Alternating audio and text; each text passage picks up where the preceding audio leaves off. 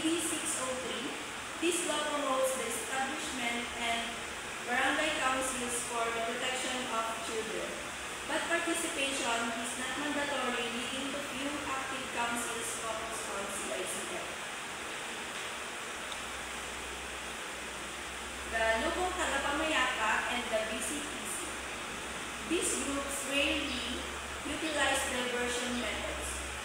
While some barangays, like Barangay Los Amigos in Davao, had successfully implemented Community Justice Center to divert CICL, such examples are rare. Next is Barangay Los Amigos. In Barangay Los Amigos, we produced the effective mediation system collapsed after a change in local leadership, highlighting the program's dependence on local governance. Many barangay tanods are unaware of diversion options and often resort to taking CICL to the police instead of resolving issues locally.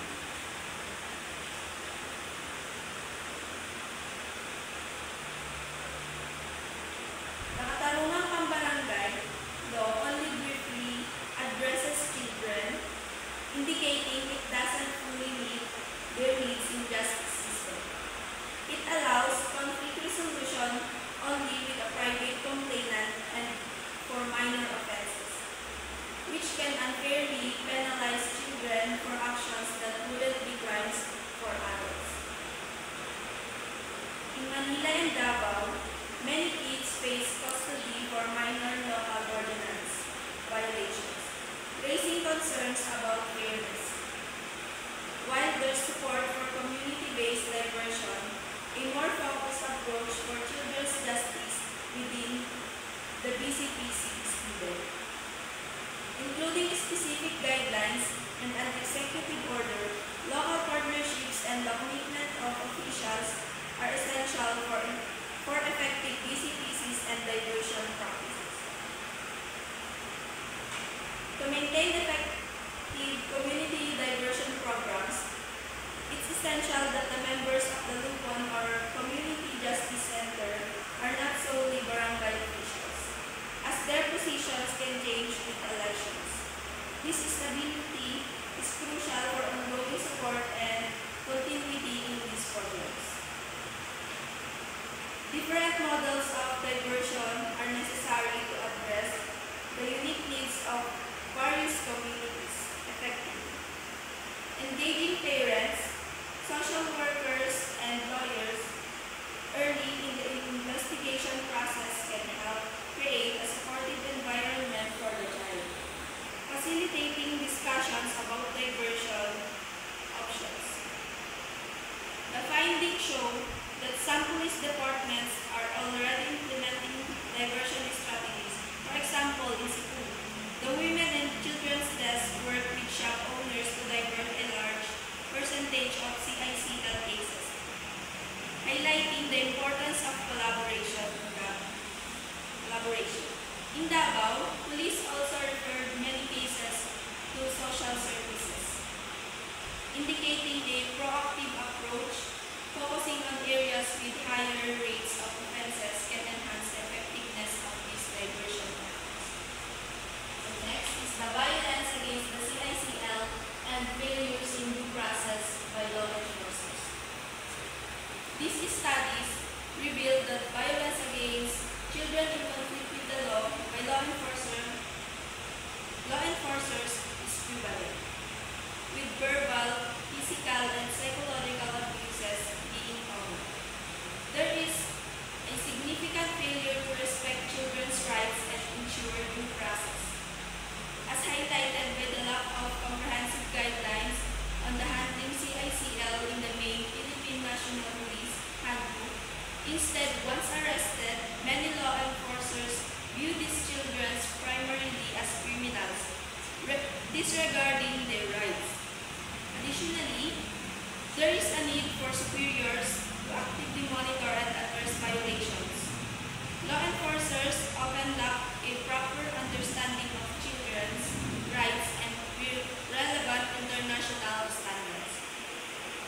To address these issues, the Women and Children's Desk should be given more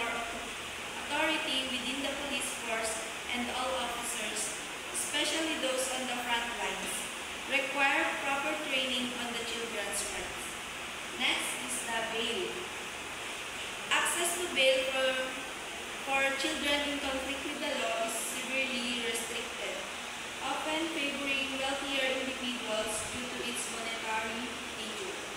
Family courts rarely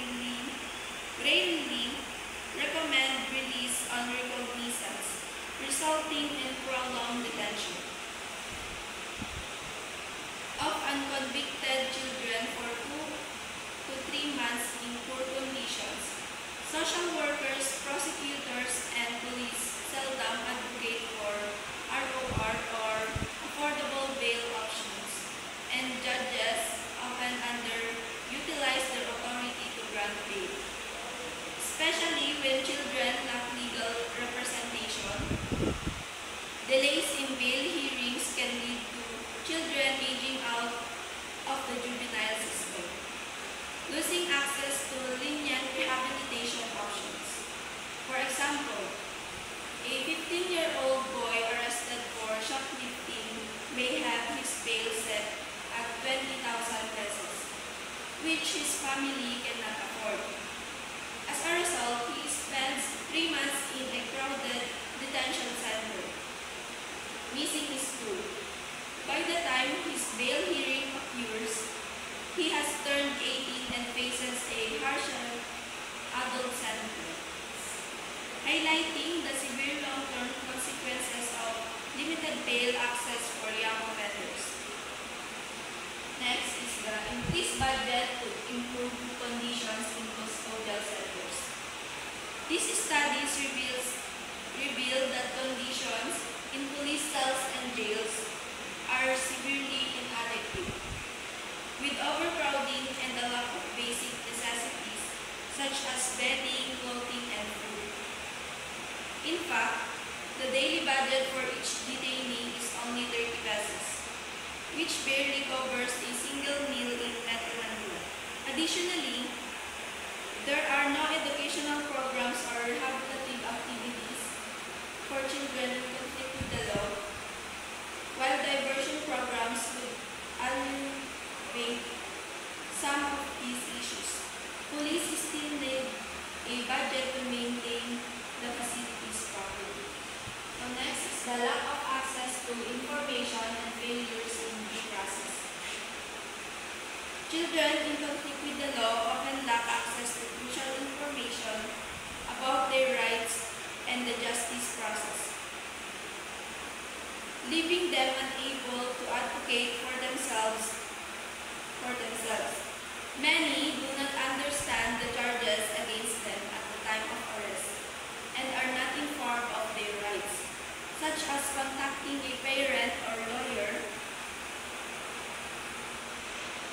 Additionally, their opinions are rarely sought in court proceedings. Due process is significantly compromised, with little effort made to arrange bail, and police and public attorneys often push for guilty pleas without adequate representation. Social workers also fail to prepare necessary case reports for the court, further undermining the children's rights.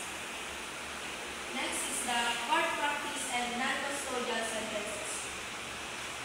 The Philippines has only 78 family courts, limiting specialized legal support for children in conflict with the law.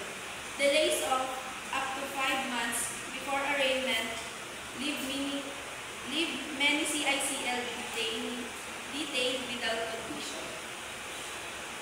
However, 92% of CICL in Metro Manila receive legal assistance from Public Attorney's Office, lawyers, showing some community support. Non-custodial sentences are rarely used, with only 1% of cases in Cebu resulting in such outcomes. Instead, suspended sentences often lead to detention and rehabilitation centers.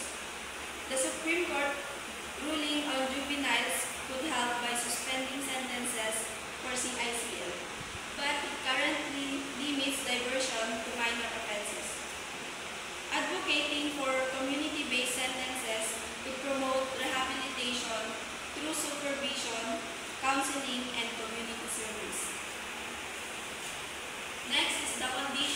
jails and rehabilitation centers. Rehabilitation centers. Children in jails and rehabilitation centers often face abuse from staff and older peers, highlighting a lack of effective guidelines for their treatment. Many are subjected to isolation in observation rooms for extended periods without proper regulations, leading to unnecessary deprivation. The absence of meaningful rehabilitation programs results in boredom and a lack of educational opportunities, with few children able to attend school. Reintegration planning is minimal, and many children express a preference for centers with semi-open conditions that allow for family visits and schooling. Sentencing practices are also problematic, as children often receive indeterminate sentences, with release decisions made solely by center staff, leading to custody durations ranging from 6 months to 5 years. Additionally, children convicted a second time are ineligible for rehabilitation centers, forcing them into jail or requiring them to navigate a complex probation application process, which few understand. This situation calls for a thorough review of current practices to ensure fair treatment and effective rehabilitation for CIC.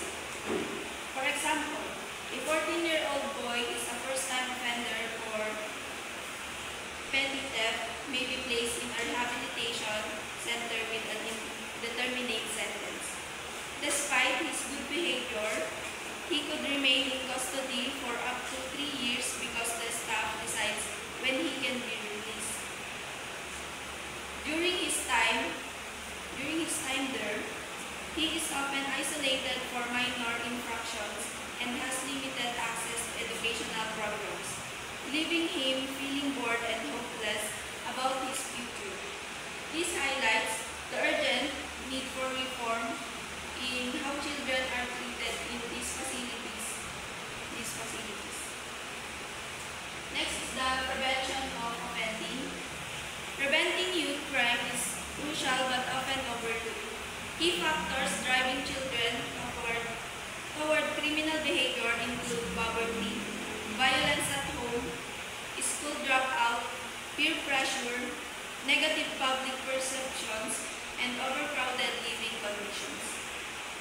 In cities like Manila and Davao, many children are arrested for minor offenses related to local laws, such as anti-peddling, which criminalize their efforts to survive. Addressing these issues requires a coordinated approach involving local governments, businesses, and community organizations to support families with education, healthcare, and job opportunities. Next is the children's participation in CICL issues. In Cebu, the organization Free Lava actively involves former child offenders in helping current youth in conflict with the law. By training these individuals to assist others through counseling and support, they only aid in reintegration but also empower themselves. Their first-hand experiences make them valuable advocates for children's rights and justice reform. Many CICL emphasize the importance of parental involvement and community-level diversion programs, suggesting improvements like banning police roundups and increasing the presence of female officers to create a more supportive environment. So last is the violation and denials of children's best interests. It highlights significant violation of children's rights in the justice process, contradicting the UN Convention on the Rights of the Child.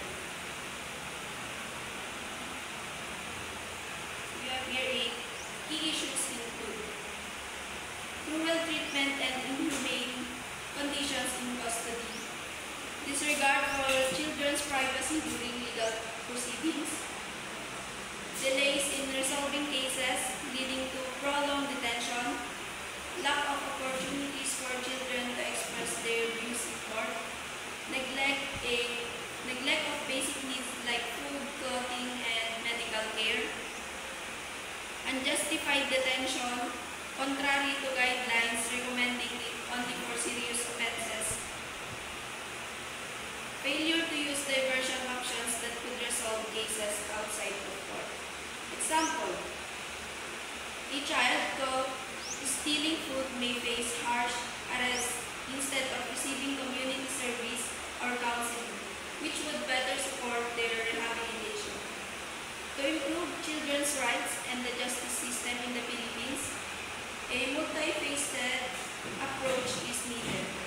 This includes enhancing child protection systems, ensuring timely legal proceedings, promoting restorative justice, and raising community awareness about children's rights. Collaboration among government, NGOs, and local communities is essential.